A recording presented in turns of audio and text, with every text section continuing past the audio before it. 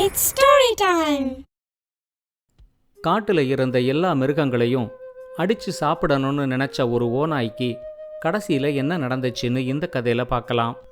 இது வரைக்கும் நம்ம சேனலுக்கு சப்ஸ்கிரைப் பண்ணலைன்னா உடனே சப்ஸ்கிரைப் பண்ணி பக்கத்துல இருக்கிற பெல் பட்டனை கிளிக் பண்ணுங்க. ஸ்டோரி டைம் தமிழ் சேனலுக்காக உங்களுடன் ரவிசங்கர் பாலச்சந்திரன். கதையை கேட்கலாம் வாங்க.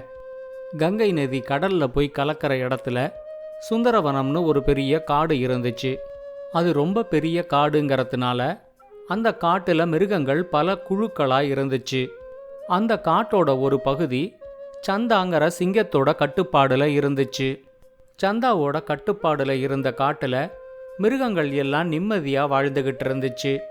அதுக்கு காரணம், சந்தாவுக்கு எப்பவுமே தான் ஒரு ராஜாங்கிறத விட தன்னோட கட்டுப்பாடுல இருக்கிற காட்டுக்கு தான் காவல் அப்படிங்கிற எண்ணம் இருந்தது தான். இப்படி இருக்கிறப்போ சிங்கம் சந்தாவுக்கு திடீர்னு உடல் நல குறைவு ஏற்பட்டுச்சு. ரொம்ப தூரம் நடக்க முடியாமலும் ஓட முடியாமலும் அது ரொம்பவே கஷ்டப்பட்டுச்சு. அந்த காட்டுக்கே அப்புன்னு ஒரு கரடி தான் வைத்தியராக இருந்துச்சு. குகையில் ஓய்வெடுத்துக்கிட்டு இருந்த சந்தாவை அப்பு வந்து பார்த்துச்சு. சந்தா அதுகிட்ட என்னால் ரொம்ப தூரத்துக்கு நடக்கவோ ஓடவோ முடியலைன்னு சொன்னதும் சந்தாவோட முதுகு தண்டுல தான் ஏதோ பிரச்சனை அப்படின்னு அப்பு தப்பா ஒரு கணக்கு போட்டுடுச்சு.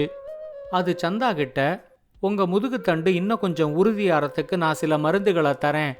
அடுத்து வர 3 மாசமும் நீங்க முழு ஓய்வில் இருந்து நான் தர மருந்துகளையும் எடுத்துக்கிட்டா உங்க முதுகுத்தண்டு சரியாயிடும்.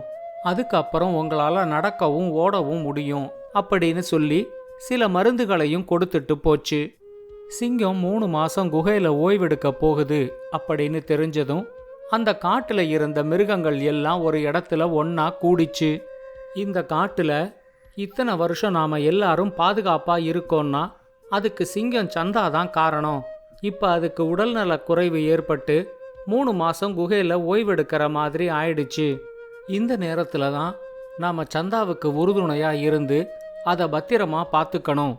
நமக்குள்ள இருக்கிற வேட்டையாடி சாப்பிட்ற மிருகங்கள் எல்லாம் அவங்க வேட்டையாடுறதுல ஒரு சின்ன பகுதியை சிங்கத்துக்காக தனியாக எடுத்து வச்சு அதை குகையில் கொண்டு போய் சந்தா கிட்ட கொடுத்துட்டு வரணும் அப்படின்னு ஒரு முடிவெடுத்துச்சு. வேட்டையாடுற எல்லா மிருகமும் இந்த திட்டத்துக்கு ஒத்துக்குச்சு. அதுலேருந்து சிங்கத்தோட குகையில் சிங்கத்துக்கு தேவைக்கு அதிகமாகவே எல்லா மிருகமும் அதது வேட்டையாடுறதுல கொஞ்சம் கொஞ்சம் கொண்டு வந்து கொடுத்துட்டு போக ஆரம்பிச்சுது. அந்த காட்டுல பில்லவன்னு ஒரு ஓநாய் இருந்துச்சு.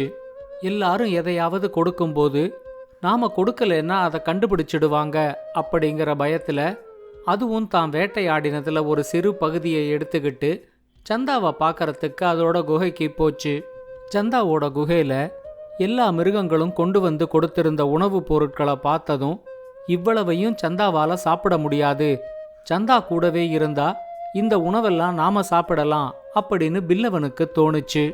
உடனே அது சந்தா கிட்ட, நீங்க வேட்டையாட போகாம முழு ஓய்வுல குகையில இருந்தாலும் இங்க சில வேலைகள் இருக்கு.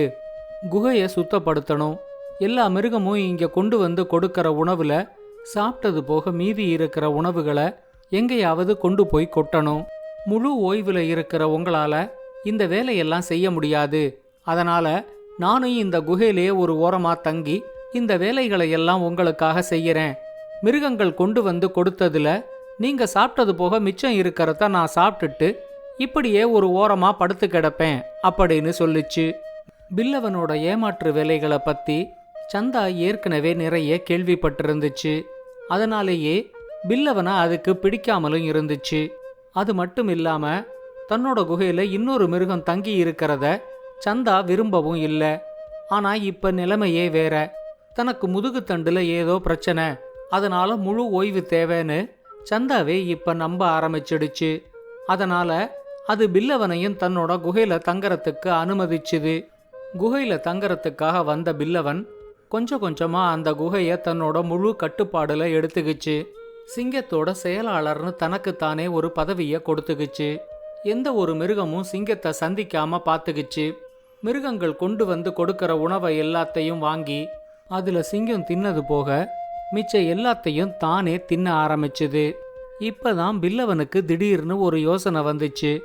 இப்ப கிடைச்சிருக்கிற இந்த வாய்ப்பை பயன்படுத்தி இந்த காட்டுல இருக்கிற எல்லா மிருகத்தோட இறைச்சியையும் தின்னு பார்த்துடணும் அப்படின்னு அது முடிவு பண்ணிச்சு. அது சந்தா கிட்ட, நேத்திக்கு தூங்கும்போது எனக்கு ஒரு கனவு வந்துச்சு. என்னோட கனவுல வந்த வனதேவதை கிட்ட உங்க உடல் நலத்தை பத்தி நான் கேட்டேன். இந்த காட்டுல இருக்கிற எல்லா மிருகத்தோட இறைச்சியையும் கொஞ்சம் கொஞ்சம் சாப்பிட்டா உங்க உடம்பு சரியாயிடும் அப்படின்னு வனதேவதை சொல்லிட்டு மறைஞ்சு போயிடுச்சு. எனக்கும் உடனே கனவு கலைஞ்சு நான் எழுந்திருச்சிட்டேன் அப்படின்னு சொல்லிச்சு. சந்தா அதை கேட்டுக்குச்சே தவிர அதுக்கு எதுவும் பதில் சொல்லல. இப்ப பில்லவனே சந்தா கிட்ட, நீங்க ஒன்றும் கவலைப்படாதீங்க ராஜா, எல்லாத்தையும் நான் பார்த்துக்கிறேன் அப்படின்னு மட்டும் சொல்லிட்டு குகையை விட்டு வெளியே வந்து எல்லா மிருகங்களையும் ஒரு இடத்துக்கு வர சொல்லிச்சு. அது எல்லா மிருகத்துக்கிட்டையும் சிங்கராஜாவோட உத்தரவுப்படி ஒவ்வொரு மிருகமும் அவங்கள யாராவது ஒருத்தரை சிங்கராஜாவுக்கு உணவா கொடுக்கணும். இன்னிலேந்து இது நடைமுறைக்கு வருது. எல்லா மிருகமும் இங்கே இருக்கீங்களா அப்படின்னு கேட்டுச்சு. முயலை தவிர எல்லா மிருகமும் அங்க இருந்துச்சு. முயல் வராம இருந்தத பில்லவனும் கவனிச்சுது. ஆனா அதை வெளியே காட்டிக்காம ஒவ்வொரு நாளும் எந்த மிருகம் சிங்கத்துக்கு உணவாகணும் அப்படின்னு பட்டியல் போட்டு சொல்லிட்டு பில்லவன் மறுபடியும் சிங்கத்தோட குகைக்கே வந்துச்சு. முயல் அந்த கூட்டத்துக்கு வராதத பில்லவனை தவிர ஒரு அணிலும் கவனிச்சுது. அது முயல்களோட தலைவன்கிட்ட, நீங்க அந்த கூட்டத்துக்கு வராதது ரொம்ப நல்லதா போச்சு. இது பில்லவனோட ஏமாற்று வேலைங்கிறது நல்லா தெரியுது. பில்லவன் தனக்கு ஏதோ ஒரு கனவு வந்ததா சொல்லி அதை சிங்கராஜா கிட்ட சொல்லும்போது நானும் அந்த குகையில தான் இருந்தேன். இந்த காட்டுல இருக்கிற எந்த ஒரு மிருகமும் நிம்மதியா இருக்கக்கூடாதுன்னு பில்லவன் நினைக்கிறது இதுலேருந்தே தெரியுது அப்படின்னு சொல்லிச்சு. அப்பவே முயலுக்கு என்னைக்காவது ஒரு நாள் இந்த பில்லவன் தன்னை சிங்கத்துக்கிட்ட மாட்டி விட்டுடுவான் அப்படின்னு தெரிஞ்சிருந்துச்சு. அடுத்து வந்த 3 மாசமும் அந்த காட்டுல இருக்கிற எல்லா மிருகங்களுக்கும் ரொம்ப சோதனையான காலமா இருந்துச்சு. குகைக்கு வர்ற ஒவ்வொரு மிருகத்தையும் வேட்டையாடி சிங்கத்துக்கு கொடுத்துட்டு தானும் சாப்பிட்றத பில்லவன் வழக்கமா வச்சுக்கிட்டு இருந்துச்சு. அதனால இந்த 3 மாசத்துல பில்லவன் நல்லா கொழு கொழுன்னு ஆயிடுச்சு. ஆனா 3 மாசம் முடியும் போதும் சிங்கத்தோட உடல்நிலையில எந்த மாற்றமும் இல்லை. ஒரு நாள் சிங்கத்துக்கிட்ட இதை பத்தி பேசும்போது பேச்சு வாக்குல பில்லவன், உங்க உடல்நிலை சரியாகாம போறதுக்கு ஒரே ஒரு காரணம்தான் இருக்க முடியும். நீங்க எல்லா மிருகத்தோட இறைச்சியையும் தின்னு பார்த்தாச்சு. ஆனா இன்னும் முயல் இறைச்சி மட்டும் வரல. நான் கூட்டின கூட்டத்துக்கும் முயல் வரவே இல்லை. நீங்க உத்தரவு கொடுத்தா முயலை இங்க வர சொல்லி அதுகிட்ட விளக்கம் கேட்கலாம் அப்படின்னு சொல்லிட்டு சிங்கத்தோட பதிலுக்கு கூட காத்திருக்காம குகையை விட்டு வெளியே வந்துச்சு. தன்னோட பதிலுக்காக காத்திருக்காம பில்லவன் கிளம்பி போனத சிங்கம் தனக்கு நேர்ந்த ஒரு அவமானமா நினைச்சுது. ஆனா இத பத்தி எதுவும் தெரியாம கொஞ்ச நேரத்துல பில்லவன் முயல் கூட்டத்தோட தலைவனை அங்க கூட்டிக்கிட்டு வந்துச்சு. சந்தா சிங்கத்தை பார்த்த உடனே முயல் கூட்டத்தோட தலைவன் ஜக்குவுக்கு சிங்கத்துக்கு என்ன பிரச்சனைங்கிறது புரிஞ்சு போயிடுச்சு. சந்தா சிங்கத்துக்கு முதுகுத்தண்டுல எந்த பிரச்சனையும் இல்லை. அதோட பிரச்சனையே வயிற்றுல தேங்கி போயிருக்கிற கழிவுப் பொருட்கள்னால அப்படின்னு அது புரிஞ்சுக்கிச்சு. ஏதாவது ஒரு உணவை சிங்கம் சாப்பிட முடியாத அளவுக்கு சாப்பிட்டு அதை வாந்தியும் எடுத்துட்டா சிங்கத்தோட வயிற்றுல இருக்கிற பிரச்சனை சரியாயிடும் அப்படின்னு ஜக்கு நினைச்சுது. ஜக்கு இப்படி யோசிச்சுக்கிட்டு இருக்கும்போதே பில்லவன் அதுகிட்ட, உனக்கு என்ன தைரியம் இருந்தா சிங்கத்தோட உத்தரவுன்னு நான் சொல்லி கூட்டின கூட்டத்துக்கு நீ வராம இருப்ப? அதை பத்தி விளக்கம் கேட்க தான் இன்னைக்கு ராஜா உன்னை வர சொல்லியிருக்காரு. என்ன விளக்கமோ அதை ராஜா கிட்ட நீயே சொல்லு அப்படின்னு சொல்லிச்சு. இப்ப ஜக்கு ரொம்ப பயந்து போன மாதிரி நடிச்சு, ராஜா எனக்கு ஒரு கனவு வந்துச்சு. அதை சொன்னா உங்களுக்கு எங்கேயாவது கோபம் வந்துருமோங்கிறதுனால தான் நான் உங்க முன்னாடி வராம இருந்தேன் அப்படின்னு சொல்லிச்சு. நாம சொன்ன மாதிரியே இவனும் சொல்றானே, இவனுக்கு என்ன கனவு வந்திருக்கும் அப்படின்னு பில்லவன் யோசிக்கிறதுக்கு முன்னாடி சந்தா சிங்கம் ஜக்கு கிட்ட, உனக்கு என்ன கனவு வந்துச்சுன்னு சொல்லு அப்படின்னு கேட்டுச்சு. இப்ப ஜக்கு சொல்லிச்சு, என்னோட கனவுல வந்த வனதேவதை உங்க சிங்கராஜாவுக்கு முதுகுத்தண்டுல எந்த பிரச்சனையும் இல்ல, பிரச்சனை எல்லாம் அதோட வயிற்றுல தான் இருக்கு. வயிற்றுல சேர்ந்திருக்கிற கழிவுப் பொருட்களை வெளியேற்றினாலே சிங்கத்தோட உடம்பு சரியாயிடும். நல்லா கொழு கொழுன்னு இருக்கிற ஒரு ஓநாயை அடிச்சு சாப்பிட்டு அதை மறுபடியும் வாந்தி எடுத்துட்டா சிங்கத்தோட உடல்நிலை சரியாயிடும் அப்படின்னு சொல்லிட்டு கனவுல வந்த வனதேவதை மறைஞ்சிடுச்சு ராஜா.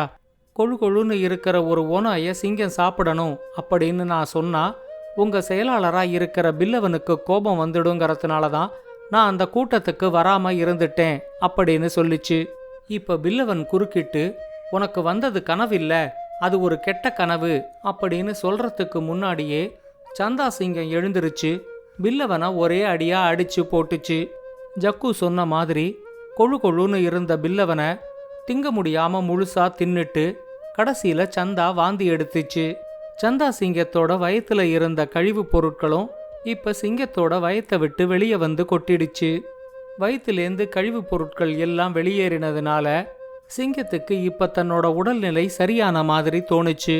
ஜக்கு ராஜா கிட்ட, நீங்க இன்னும் ஒரே ஒரு நாள் மட்டும் ஓய்வெடுத்துட்டு நாளையிலேருந்து வழக்கம் போல வேட்டைக்கு போகலாம் ராஜா, உங்களால இனிமே நடக்கவும் ஓடவும் முடியும் அப்படின்னு சொல்லிச்சு.